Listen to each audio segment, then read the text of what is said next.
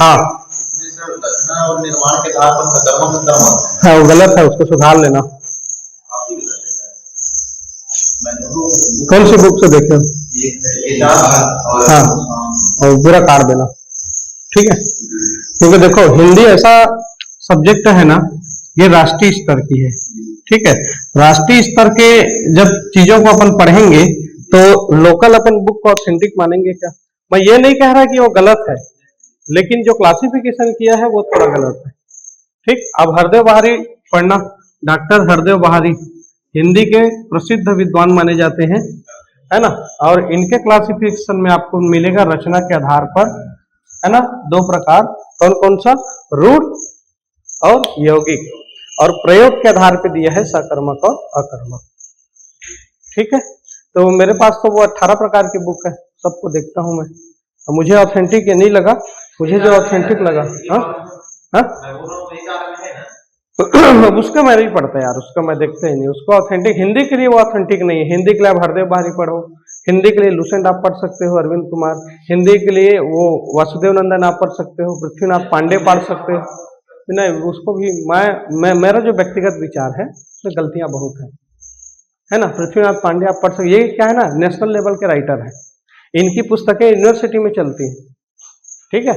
तो वहां भी गलती हो सकती है, लेकिन गलती की वहां आशंका जो है वो कम है, समझ रहे हो। चलो, और कोई डाउट होना चाहिए? कैलाश नहीं है कोई डाउट? सर वही जो पदार्थवाचक था ना, हाँ हाँ, वो आएगा ही, डाउट आएगा ही। हिंदी आप पढ़ोगे आपको निश्चित रूप से डाउट आएगा, और आना भी चाहिए, और पढ़ते पढ़ते बहुत सारी चीजें क्लियर होंगी। किसमें? जातिवाचक में? नहीं होगा ही नहीं, संभव ही नहीं, संभव ही नहीं है। अब व्यापम को छोड़ो, व्यापम तो वो छत्तीसगढ़ की राजधानी बिलासपुर ले लेगा। नहीं, वो देखो एक दो क्वेश्चन है, अच्छा बाद में वो संशोधित भी होता है।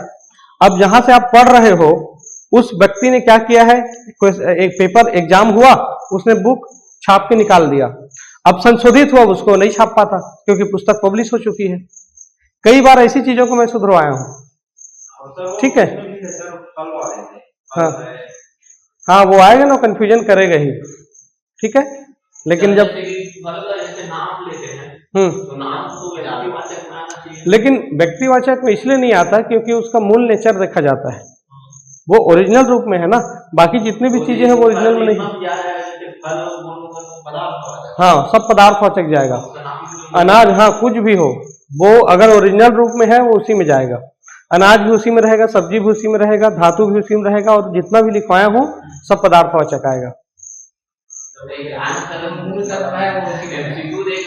हाँ, मैं बोला ना, पढ़ते जाओगे थोड़ा कंफ्यूजन होगा, ठीक। आप खुद सोच के देखो ना, पदार्थवाचक नहीं तो बनाया ही क्यों? पदार्थों के भी तो नाम है ना, नहीं तो सब फिर कहाँ आ जाता? सब व्यक्तिवाचक में आ जाता। नाम तो सबके हैं, भाव के भी नाम है, जैसे रोना, खाना, रोना, एकता, प्रेम, दुश्मनी, है ना, जवानी, बुढ़ापा, ये भी तो नाम ही है, तो भाववाचक संज्ञा उसको क्यों रखते? तो उसके नेचर के आधार पे, है ना, तो नेचर तो वहां पे देखा गया है, ठीक है। और कोई डाउट नहीं है? आगे बढ़े फिर, कल का जो बचा था उस टॉपिक को कंप्लीट करें, क्रिया को। चलो, तो प्रयोग के आधार पर अपन क्रिया देख रहे थे, दो प्रकार प्रयोग, है ना, प्रयोग के आधार पर। अब इसको देखो, इसका जो मैं टाइटल लिखवा रहा हूं इसको आप खुद पढ़ के देखो, यहां पर ये प्रयोग किया जा रहा है ना, वास्तव में किया जा रहा है, और प्रयोग करने के आधार पर ही इसको दो प्रकार निर्धारित किया गया है, कौन कौन सा? सकर्मक और अकर्मक, ठीक। अब इसका परिभाषा अपन कल देख लिए थे, ठीक है। अब पहला अपन देखते हैं सकर्मक क्रिया, कि आखिर ये सकर्मक क्रिया होती क्या है ना। चलो लिखे इसकी परिभाषा, चलो लिखो ऐसी क्रियाएं जिसके प्रयोग में कर्म की अपेक्षा होती है, ऐसी क्रियाएं जिसके प्रयोग में कर्म की अपेक्षा होती है, अर्थात जिन क्रियाओं का प्रयोग